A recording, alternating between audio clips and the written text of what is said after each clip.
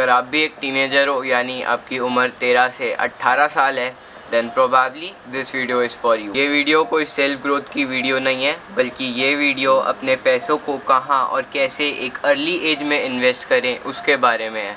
Video चालू करने से पहले ही आप लोग के मन में कुछ सवाल आ रहे होंगे कि हमारे पास अभी उतने ज़्यादा पैसे नहीं हैं, हम ऐसे कैसे इन्वेस्ट कर सकते हैं, हमें इन्वेस्टिंग से डर लगता है, हमारे पेरेंट्स अलाउ नहीं करेंगे and so on. But I promise you, इस वीडियो को पूरा देखने के बाद आपके सारे सवालों के जवाब मिल जाएंगे। एंड प्लीज़ इन्वेस्टिंग और स्टॉक मार्केट का शब्द सुन के किसी को डरने की ज़रूरत नहीं है। We are the new Gen Zs और हमें इन्वेस्टिंग की वैल्यू पता होनी चाहिए और इन्वेस्टिंग आगे जाके हमारी लाइफ में एक मेजर रोल प्ले कर सकता है। फर्स्ट ऑफ ऑल मैं कौन होता हूँ आपको ये बताने वाला।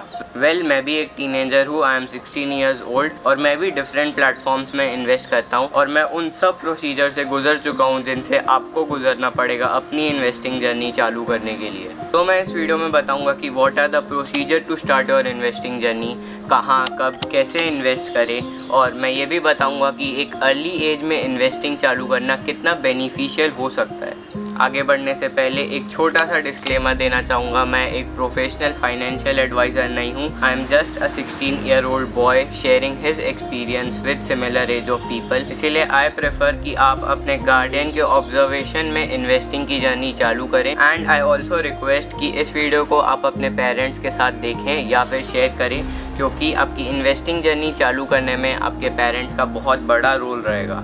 स्टार्टिंग विद स्टेप नंबर 1, क्योंकि हम और आप अंडर 18 हैं, that something called a minor account यानी bank account for under 18, also known as minor saving account. इसमें आपको डेबिट कार्ड मिलेगा, चेकबुक मिलेगा, एटसेट्रा एटसेट्रा, जो कि इन जनरल सारी बैंक्स में मिलता है। Also you will need your birth certificate and Aadhaar card photocopy. Rest all details आपके पेरेंट्स के लगेंगे। ऑल्सो मुझे ये बात पहले नहीं पता थी, बैंक अकाउंट खुलवाने में एक मिनिमल अकाउंट डिपॉजिट कराना पड़ता है, that is 10,000 plus there are also some opening fees. तो मेरे पेरेंट्स को ऑलमोस्ट 20K लग गए मेरा बैंक अकाउंट खुलवाने के लिए। बट इट्स लाइक जो चीज़ आप 18 प्लस होने के बाद करोगे वो आप अभी कर ले रहे हो। There are some more rules and regulation जो कि आप अपने बैंक के कस्टमर केयर नंबर पे कॉल करके पूछ सकते हो। एक आसान भाषा में बोलूँ तो ये बैंक अकाउंट आपके गार्डियन का ही रहेगा, जो कि आपके नाम हो जाएगा जब आप 18 प्लस के हो जाओगे तब।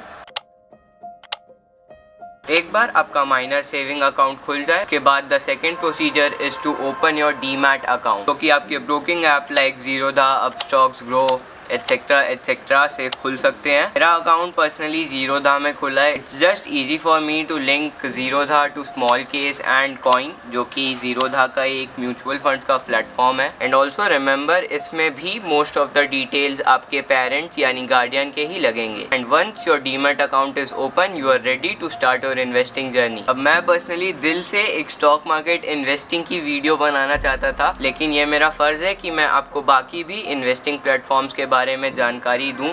So first we'll start with low risk and low return options. Okay, so आप bank fixed deposit, post office fixed deposit, corporate fixed deposit और public provident fund, Sukanya Samriddhi योजना एंड नेशनल सेविंग सर्टिफिकेट जैसे deposit platforms में invest कर सकते हो। But no offence, मैं इन सब में इन्वेस्ट नहीं करता, क्योंकि इन सब के rate of return around 7 to 10% रहते हैं और हमारी कंट्री का इन्फ्लेशन रेट ही 5 to 8% रहता है। वैसे देखा जाए तो आपको इसमें उतने ज़्यादा रिटर्न्स नहीं मिल पाते हैं। So this is a low risk low return option. अब सेकेंड प्लेटफॉर्म आता है which you can invest in, that is bond. Let's suppose आपने किसी को उधार दिया एक फिक्स्ड पीरियड के लिए और वो आपको कुछ समय के बाद आपके पैसे लौटाएगा with some rate of interest called bonds. आप कोई कंपनी को पैसे देते हैं ऑब्वियसली उनके यूज़ के लिए, और वो आपको आपके पैसे कुछ समय के बाद लौटाते हैं with some rate of interest. Also आप बॉन्ड्स में डायरेक्ट भी इन्वेस्ट कर सकते हैं and also with the help of mutual fund भी इन्वेस्ट कर सकते हो। और मैं भी इसमें पर्सनली इन्वेस्ट नहीं करता, क्योंकि इसके भी rate of return around 10 to 12% रहते हैं, बट एटलीस्ट फिक्स्ड डिपॉजिट से ज़्यादा रहते हैं। Now comes my favorite platform where I invest, that is equity और stocks। अब आगे बढ़ने से पहले मैं आपसे एक क्वेश्चन पूछना चाहता हूँ, अगर मैं स्टॉक मार्केट या शेयर मार्केट बोलूँ तो आपके मन में क्या आता है? अब बहुत लोग के मन में एक खतरनाक ग्राफ्स आ सकते हैं, अरशद मेहता का स्कैम याद आ रहा होगा, बहुत लोग को बैंक करप्सी भी याद आ सकती है। ट्रस्ट मी, ये एक आधी कहानी है। शेयर मार्केट बहुत ज़्यादा सिंपल है और लिटरली इसे कोई भी समझ सकता है। मैं आसान भाषा में समझाने की कोशिश करता हूँ। लेट्स सपोज हमारे पास है एक कंपनी का नाम रखते हैं हम लाल कंपनी।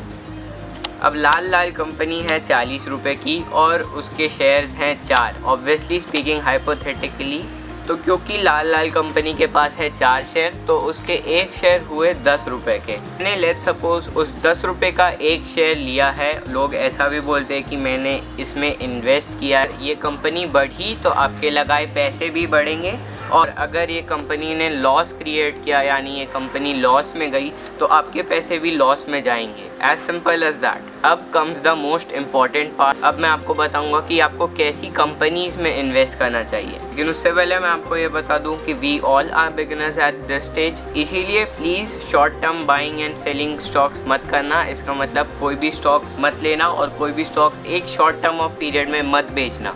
एटलीस्ट अभी मैं आपको रिकमेंड करूँगा कि आप लॉन्ग टर्म इन्वेस्टिंग के लिए इन्वेस्ट करें। उसके लिए there something called blue chip stocks. Blue chip stocks का मतलब है all the companies which are leading in दो सेक्टर्स, जैसे टाटा, रिलायंस, इन्फोसिस एटसेट्रा एटसेट्रा। या फिर लेट्स सपोज आपको लगता है कि आने वाले कुछ सालों में इस सेक्टर का बूम आने वाला है, तो उस सेक्टर के बारे में स्टडी करो, उस सेक्टर की लीडिंग कंपनीज़ के बारे में स्टडी करो और फिर उसमें इन्वेस्ट करो। नाउ बहुत लोग बोल सकते हैं अभी भी कि Yuvraj will not able to make it, हम उतने ज़्यादा रिटर्न्स नहीं जनरेट कर सकते, हमें स्टॉक मार्केट अभी भी समझ नहीं आता और हमें डर लगता है कि हम अपना पैसा डुबो देंगे। So for them I'd suggest to go with the small case and mutual fund में रिस्क ऑलमोस्ट ना के बराबर रहता है, बहुत कम रिस्क रहता है। बट रिमेंबर, क्योंकि इसमें रिस्क भी कम रहता है तो रिटर्न्स भी साइमल्टेनियसली कम रहते हैं। अराउंड 10 to 12% रिटर्न रहता है, मैक्स 15% रहते हैं। लेकिन ऑब्वियसली अब बात आती है कि हम टीनेजर हैं, हमारे पास तो पैसा नहीं है, हम इन्वेस्टिंग कैसे चालू करें। तो in stock market you can start investing as low as 500 to 2000 rupees. But my personal advice would be कुछ ऐसा अमाउंट चूज़ करो जिससे आप मंथली कंसिस्टेंटली इन्वेस्ट कर सकते हो, जो कि आई थिंक आप अपनी पॉकेट मनी से ऑब्वियसली कर सकते हो। अगर आपके पेरेंट्स आपको पॉकेट मनी नहीं देते हैं, अगर आप ये वीडियो अपने पेरेंट्स के साथ देख रहे हो देन वेल एंड गुड, अगर नहीं तो प्लीज़ उनको शेयर करो, क्योंकि आगे जो मैं दिखाने वाला हूँ उसके बाद शायद आपके पेरेंट्स कन्विंस हो जाए आपको पॉकेट मनी देने में। सो अभी मैं आप लोगों को कुछ लोगों से मिलाऊंगा, Sohan, Mohan and Rohan. Okay, so for instance मान लो कि रोहन है 15 साल का और वो मंथली इन्वेस्ट 2000 करता है सिर्फ 5 सालों के लिए, और उसके बाद वो इन्वेस्ट करना भूल जाता है। अब मोहन है 50 साल का और वो 30,000 इन्वेस्ट करता है 10 सालों के लिए। और रही बात सोहन की, वो है अभी 15 साल का, वो 2000 इन्वेस्ट करता है 5 सालों के लिए, और उसके बाद उसकी एक अच्छी सी जॉब लग जाती है तो फिर वो समहाउ मैनेज करता है 10,000 मंथली इन्वेस्ट करने के लिए अराउंड 60 की एज तक। तो मोहन ने इन शॉर्ट 5 साल 2000 इन्वेस्ट किया, बाकी के 20 to 60 ईयर्स यानी 40 सालों तक उसने 10,000 खाली इन्वेस्ट किए। और ये तीनों को स्टॉक मार्केट अच्छे से समझ नहीं आता, तो इन तीनों ने म्यूचुअल फंड में इन्वेस्ट किया तो इनको रिटर्न रेट अराउंड 10 to 12% मिलेंगे। Now here comes the magic. अब मैं आपको बताऊंगा कि इन दोनों की 60 की एज में इन लोग के पास कितने पैसे होंगे। तो रोहन के पास होंगे अराउंड 60 lakhs और मोहन के पास भी होंगे अराउंड 60 lakhs और सोहन के पास होंगे अराउंड 6 CR यानी 6 करोड़। अब एक और एक्सेप्शन केस ले लेते हैं, ये हर कोई नहीं कर सकता, बट फॉर इंस्टेंस मान लो कि सोहन को स्टॉक मार्केट के बारे में थोड़ा ज़्यादा और रिसर्च करने मिला। रोहन अब स्टॉक मार्केट समझ रहा है, वो इन्वेस्ट कर रहा है और वो अच्छे खासे अराउंड 15% रिटर्न जनरेट कर रहा है। 15% रिटर्न भी मैं एक मिनिमम रिटर्न रेट ले रहा हूँ, मैं बोलना नहीं चाहता, पर मैं पर्सनली अपने पोर्टफोलियो में annually 20 to 25% return rate generate कर लेता हूँ। सो अब मान लेते हैं कि रोहन ने वही अमाउंट इन्वेस्ट किए but with 15% of rate of return from the help of stock market. So अब गेस करो कि 15% रेट ऑफ रिटर्न में सोहन के पास एट द एज ऑफ 60 कितने पैसे हो सकते हैं। तो एट द एज ऑफ 60 सोहन के पास होंगे अराउंड 30 CR यानी 30 करोड़ INR। तो this is called power of compounding, जो मैंने अभी दिखाई आपको। आप जितना जल्दी इन्वेस्ट करोगे आपको उतने ज़्यादा रिटर्न मिलेंगे लॉन्ग टर्म में। This was the power of investing.